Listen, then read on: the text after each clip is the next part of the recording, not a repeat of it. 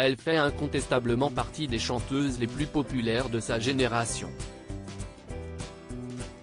Avec des titres comme Amoureuse ou Besoin de personne, Véronique Sanson a su se faire une place de choix dans le répertoire musical français. La chanteuse, qui soufflera sa 74e bougie ce 24 avril, est une nouvelle fois repartie sur les routes pour partager son art. Désireuse de ne pas rompre le lien qui l'unit à son public, l'ex de Michel Berger a entrepris un tour de France dans le cadre de sa tournée Hasta Luego. À croire que Véronique Sanson, qui a pourtant été confrontée à plusieurs problèmes de santé ces dernières années, n'a rien perdu de son énergie. En février dernier, elle avait accepté d'évoquer son cancer des amygdales, au cours d'un entretien accordé à nos confrères du Parisien.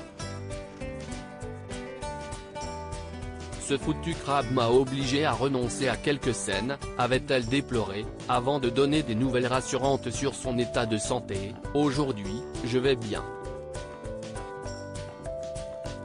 Mais je croise les doigts, parce qu'on ne sait jamais. Je fume beaucoup, je suis incapable d'arrêter, avait avoué celle qui a récemment fait son retour dans l'actualité suite à l'affaire Pierre Palmade. Pour rappel, les deux artistes ont été mariés de 1995 à 2004. Retour sur les éléments incontournables de sa vie à connaître. Supérieur à retour sur les éléments incontournables de sa vie à connaître. Véronique Sanson, quel âge a-t-elle? Née à Boulogne-Billancourt le 24 avril 1949, Véronique Sanson est la fille de l'homme politique René Sanson et de son épouse Colette. Elle a également une sœur, Violaine, dont elle est très proche. La chanteuse fêtera son 74e anniversaire au cours de l'année 2023. Véronique Sanson, qui sont les hommes qui ont partagé sa vie? Véronique Sanson a eu des relations aussi passionnelles que tumultueuses avec les hommes de sa vie. Parmi ses histoires d'amour les plus célèbres, figure indéniablement celle vécue avec Michel Berger, à la fin des années 1960.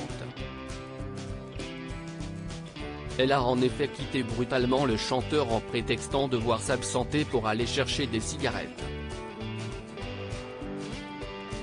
En réalité, elle a mis le cap vers les États-Unis pour rejoindre Stephen Stills. J'aimais la sauvagerie, le côté cow-boy texan et surtout le talent de Stills. J'étais aussi admirative de Michel Berger, mais il me manquait peut-être quelque chose. Je trouvais que c'était trop sage. Si vous saviez comme je l'aimais, si vous saviez. Mais je l'aimais aussi l'autre. C'était nouveau, c'était une espèce d'éclair foudroyant et il fallait que j'y aille, a raconté l'ex de Pierre Palmade, dans l'émission 20h30 le dimanche, diffusée en mars dernier sur France 2.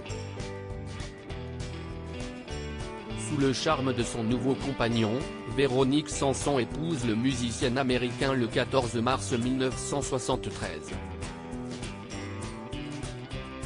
Un an plus tard, elle donne naissance à un garçon, prénommé Christopher. Malheureusement pour la chanteuse, cette romance avec Stephen Stills ne dure pas. Après des années d'excès, les deux artistes divorcent en 1979. Après de brèves liaisons, l'interprète de Vancouver trouve du réconfort dans les bras de son frère jumeau Pierre Palmade, qu'elle épouse, à la surprise générale, le 11 juin 1995. Une union qui dure jusqu'en 2001, année où l'humoriste révèle publiquement son homosexualité. Véronique Sanson, qui est son fils Christopher Stills, suite à son mariage en 1973 avec Stephen Stills, est né un fils, Christopher, le 19 avril 1974, à Boulder, États-Unis. Comme le précise l'internaute, l'intéressé, qui a reçu sa première guitare alors qu'il était encore enfant, a marché dans les pas de ses illustres parents, en devenant à son tour auteur, compositeur et interprète. Il a sorti un premier album de blues rock, baptisé 100 Year Thing, en 1998. Un second opus a suivi, sobrement intitulé Chris Stills, en 2005. Christopher Stills a également collaboré avec sa mère, pour laquelle il a composé le titre Longue Distance. En 2010, mère et fils chantent en duo, sur l'album Plusieurs Lunes. Dans le même temps, il campe le rôle de Jules César, dans la comédie musicale Cléopâtre, mise en scène par Kamel Wally. Véronique Sanson, contre quel cancer s'est-elle battue ? En 2018, Véronique Sanson apprend qu'elle est atteinte d'un cancer des amygdales, de la gorge, note de la rédaction. Suite à ce diagnostic, la chanteuse a été contrainte de mettre entre parenthèses sa carrière artistique afin de suivre un traitement. Sa plus grosse crainte ? Celle de perdre sa voix. Bien sûr que j'étais inquiète. Les rayons, les effets secondaires, la perte du goût et de l'odorat, ça vous bousille les cordes vocales. Expliquait l'intéressé, dans les colonnes du Journal du Dimanche, en juillet 2020. D'autant que ce traitement était douloureux pour la star, les séances de rayons duraient près de 4 heures. C'était douloureux, ça brûlait la peau, a-t-elle confié dans les pages du Parisien Week-end. Combative, la chanteuse est finalement parvenue à gagner son combat contre le cancer. Je m'en suis sorti et j'ai fêté mes 70 ans au Palais des Sports, du 24 au 27 avril 2019, note de la rédaction.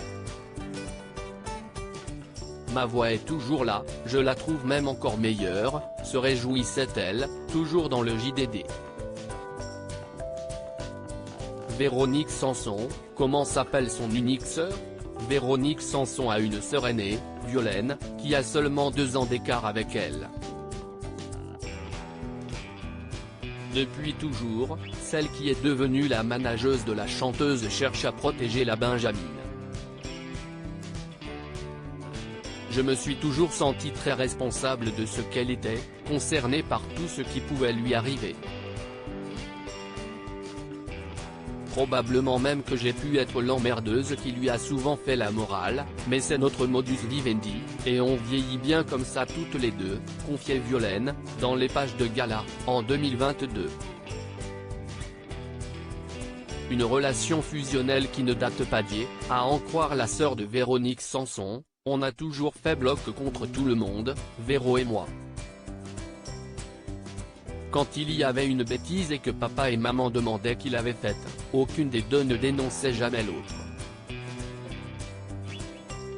Et la famille a toujours été la priorité chez nous. Leurs fils respectifs, qui sont nés à 3 mois de différence, sont d'ailleurs comme des frères. Véronique Sanson, où vit-elle ? Depuis des années, Véronique Sanson réside dans une somptueuse propriété, située dans les Yvelines, à une 50aine de kilomètres de Paris. Là-bas, elle évolue entourée de ses chiens et de ses poules, comme elle le montrait au cours d'un reportage diffusé dans l'émission Thé ou Café en 2017. La nature, si est tout ce qu'il nous reste et personne ne s'en préoccupe, déplorait-elle à l'époque. Si est aussi dans cette demeure qu'elle compose ses chansons. Et de résumer au sujet de son lieu de vie, ici si est un super endroit pour ne rien faire, si est mon silence particulier, si est ma paix. Crédit photo, agence.